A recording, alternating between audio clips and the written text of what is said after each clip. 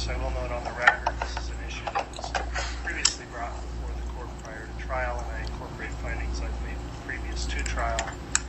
In terms of this instruction, I'll also advise you members of the jury that you will receive a written form of this instruction before your deliberations commence, so you don't necessarily have to memorize this or note it all down, but I'll give you this instruction now and maybe at other times during the trial as well. So the instruction is this. Ladies and gentlemen, during the course of this trial, evidence will be introduced for purpose of showing that the defendant committed acts other than that for which the defendant is on trial. Such evidence, if believed, is not to be considered by you to prove the defendant's character or that the defendant has a disposition to commit crimes. Rather, such evidence may be considered by you only for the limited purpose of proving the defendant's motive, opportunity, intent, plan, or absence of mistake or accident. So that's the instruction that's provided. And with that, Ms. Blake, you can continue with your direct examination. Thank you, Your Honor. And Your Honor, I think we'd left off with the introduction of the exhibit. I'm not sure if defense had an objection. All right, exhibit 46 has been offered. No, Your Honor, with that instruction, we have no objection. All right, thank you, Mr. Thomas. So exhibit 46 is admitted. Thank you, Your Honor. I next have what is marked State's Exhibit 29B. I would indicate this is a business record certification of Apple Custodian of Records. It's my understanding this has previously been stipulated to by counsel, and it deals directly with a iCloud account belonging to the defendant.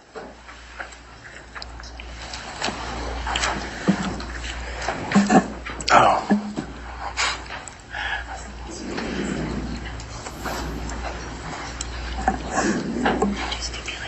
Yeah. We're good. I would move for the admission of those records. Any objection to State's Exhibit 29B being entered? No, Your Honor, we have previously stipulated that. So we have Exhibit 29B is admitted. It may have been previously admitted. And just to clarify, that would include the documents that is referencing and the data. As far as I understand, yes. Thank you, Your Honor. Detective, you said you did respond out to that report of a shooting. When you arrived on scene, were you assigned any specific tasks? I was. In this particular case, I was assigned to assist Detective Coons, and he and I were going to be the detectives in charge of documenting the crime scene. Is it common practice for you to have specific designations for different detectives? It is. There's a lot that goes on involved in a homicide investigation. We usually try to break it up as much as we can into a lead detective who is in charge of the case overall. We have a crime scene detective. We might have somebody in charge of interviews. So there's a lot of different moving parts in a homicide investigation that we try to assign to other investigators. Do you know who the original lead investigator was? So the original lead investigator in this case was Detective Nathan Moffat. At some point, did that change? It did. And who became the lead investigator? Detective Moffat was promoted in June of 2020, and at that point, I became the lead investigator in this case. Prior to that time, did you continue to assist with the investigation? I did. Unfortunately, I had other commitments after this case, immediately after, so I wasn't able to assist as much as possible. But shortly after, in January, I was able to obtain some records that are app or iCloud account records and some cell phone records that I looked through and analyzed. And going back to that July 11th date, when you were assisting with the scene, what does it generally include if you're the scene detective? So as a scene detective, when we first get there, we have the assistance of a crime scene detective, or a crime scene technician, Our A crime scene technician is an evidence technician that will first take photographs of the overall scene. Once that is done, the crime scene detective itself will go through and determine items of evidentiary value that we need to collect, photograph, and then seize as evidence in this case. As part of being the scene detective or assisting the scene detective, did you deal with the body? I did. In this case, the body is as evidence as anything else in the scene.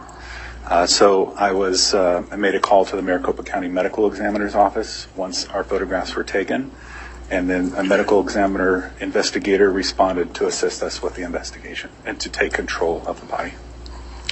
And I may have jumped ahead a little bit with this. Because you'd responded to the report of a shooting, when you got there, was it determined if there was a victim? Yes, there was. Was the victim alive? The victim was not alive. Did you learn the identity of the victim? Yes, through our investigation and through the caller, the victim was identified as Charles Fallow. And when you respond to the report of an unattended death, is it your common practice to investigate? Yes, any unattended death that we investigate, we automatically investigate as a homicide until the evidence or witness statements proves otherwise. And in this case, did you observe Charles Fallow's body? I did. What observations did you make? So upon entering the residence, there is a large living room area. In this living room, it was a wood flooring, planked flooring. There was no furniture in this room. There were mirrors along the north side of the room, the west side of the room, and I believe the east side or south side of the room, which was odd. Charles was laying what we refer to as in the supine position or on his back on the west side of this particular living room. His head was to the north and his feet were to the south. When I had observed him first, his shirt had been cut away from his body to expose his chest. There was medical equipment on his chest that were used to confirm death. And his arms were to his side and his feet were stretched out to the south. Did you make any observations as to injuries or visible injuries to his body? I did. Charles had a wound consistent with a gunshot wound to the lower left quadrant of his abdomen, and that was the only wound at the time that was visible. He did have some bleeding in the webbing of his left hand, but other than that, there was not much other blood present. As a detective, or even before becoming a detective, have you responded out to other shooting deaths? Yes, I have. Have you ever responded out to another shooting death with so little blood? I have not. Normally in shooting cases, you will see much more blood than I observed in this case. We also look for blood spatter, or trails that would indicate any kind of movement of the deceased after they were shot. And I did not notice any of that present. And you had previously indicated that it was Alex Cox that had reported this shooting? That is correct. Do you know what he reported in regards to the shooting? Alex had told police that he had shot Charles in self-defense. Do you know if he indicated how many times he had shot Charles? Yes, Alex had indicated that he shot Charles twice in the chest while he was standing. And you indicated you only saw one bullet hole, but you said initially. Correct, that's initially. At some point, did you discover any other injuries to his body? Yes. Lying next to Charles' body, I'm going to go back a little bit, there were 2 shell casings, 45 caliber shell casings that were to the west of his body. Also next to his left shoulder, there was a bullet or a projectile that was laying on the ground, which was odd. He, like I said, very, very little blood present, but other than the webbing in that projectile. Can you repeat the question again? I'm sorry. Yes, you're fine. At some point, did you observe other injuries to his body? Yes. Those other injuries are noted after the medical examiner arrives. We do not touch the body at all until the medical examiner arrives. They have jurisdiction over the body. Once the medical examiner arrives, they can do a more, not very thorough, but just a brief inspection of the body, if you would, making observations. In the center of Charles's chest was an AED pad that was used for defibrillation.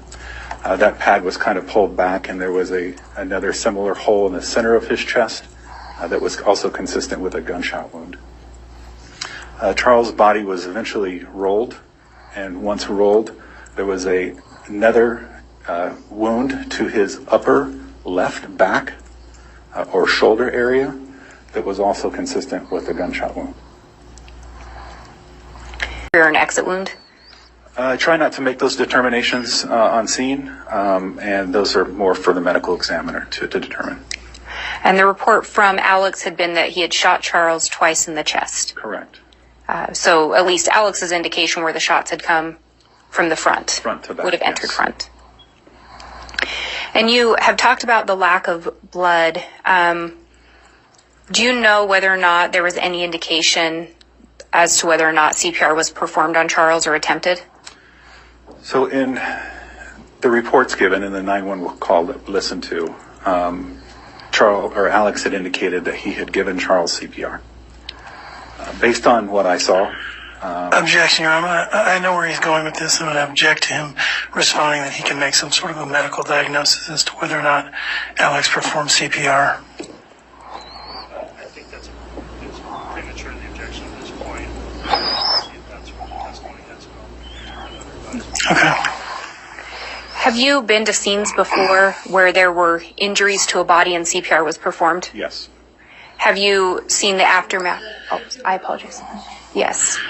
Have you been to other incidents where there were injuries to the body and CPR was performed? Yes. And I'm going to renew my objection, Your Honor. This is exactly where they're going. I understand that additional foundations were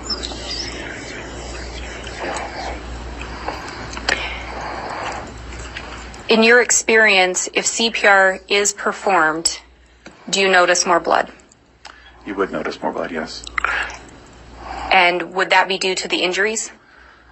With an injury to the chest and also to the back, you would expect as you are compressing on the heart that blood would either go to the front or to the back. Your Honor, I'm going to object. This is calling for speculation. He's speculating as to what would happen when somebody's given CPR after being shot. And Your Honor, I believe he's speaking to his training and experience and what observations he made at the scene. yes, it's over. Thank you, Your Honor.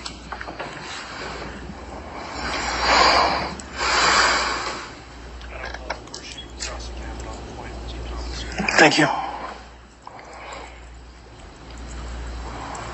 With regard to Charles' body, did you notice the amount of blood you would have expected to see had CPR been performed? I did not.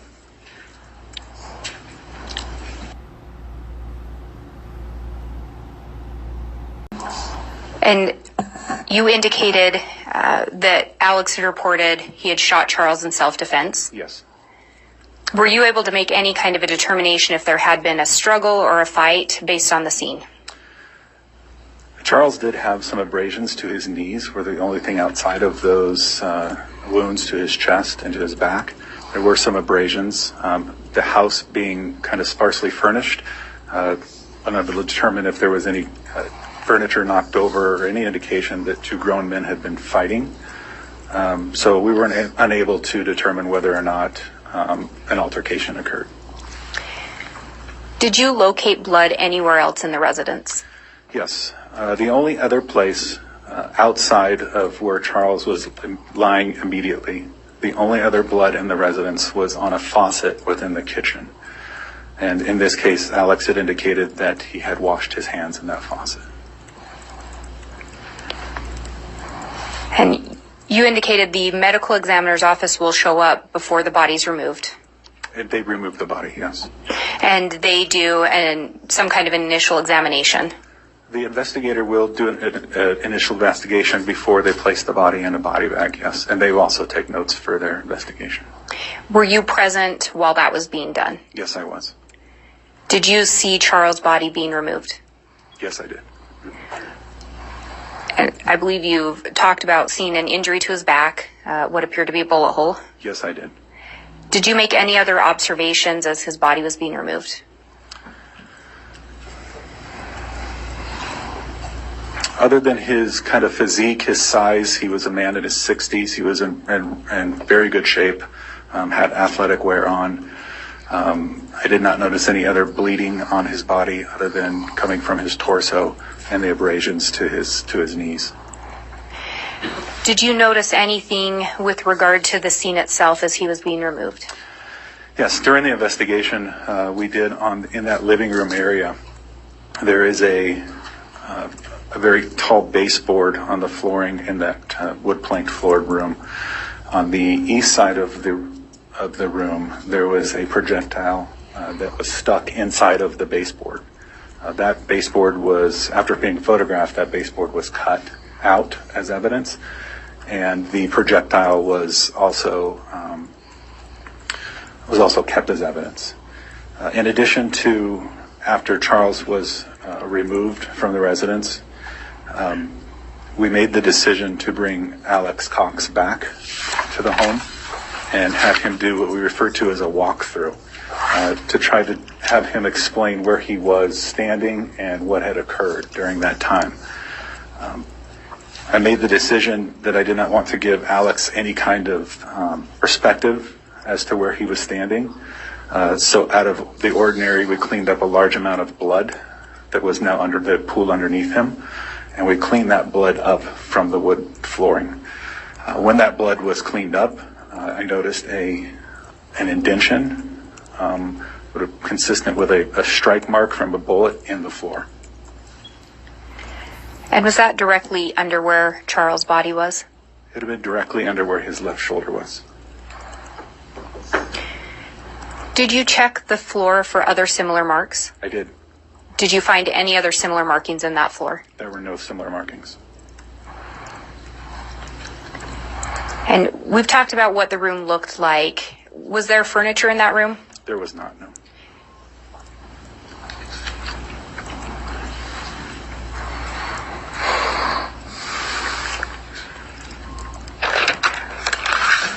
Were you able to form any opinion as to where Charles would have been located when the second shot was fired?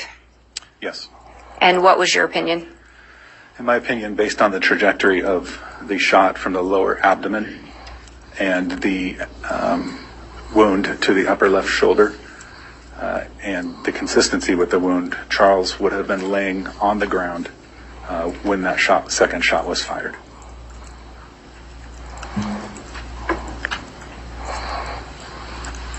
Do you know if an autopsy was conducted on Charles? Yes, it was.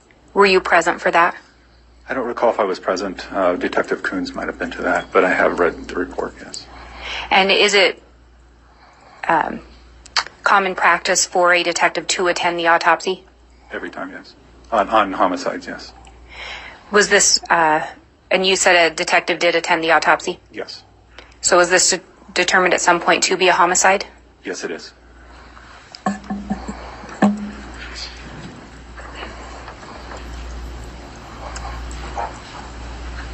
If a shooting is done in self-defense, does your agency indicate that's a homicide? Yes, it is.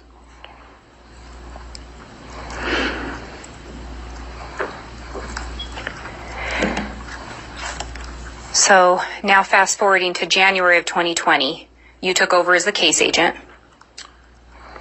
June of 2020, but January I started to review records, yes. I apologize, yes. So January you start to review the records. So I'm going to fast forward you to January. You're still not the main detective on this, but you started helping a lot more again. Yes, I did. And you'd indicated that you had looked at some electronic records. I did. Do you recall specifically some of the records that you looked at? Yes. The first series of records that I looked at were a phone extraction from Charles Vallow's phone. The second would have been an iCloud account called Lori for Style, which was linked back to Lori Vallow. Did you look at any additional iCloud accounts? With the discovery of reviewing the Lori for Style iCloud, an additional iCloud was noted, and it went by the name of Lolly Time. And did you look at any iCloud accounts attached to Charles? Yes, we also looked at Charles's iCloud account. We looked at Charles's Gmail account. We looked at phone records. So there's a lot of electronic data that was looked at during that time. Did you review the extractions from those devices I did. and link to those accounts? Yes. Just one moment.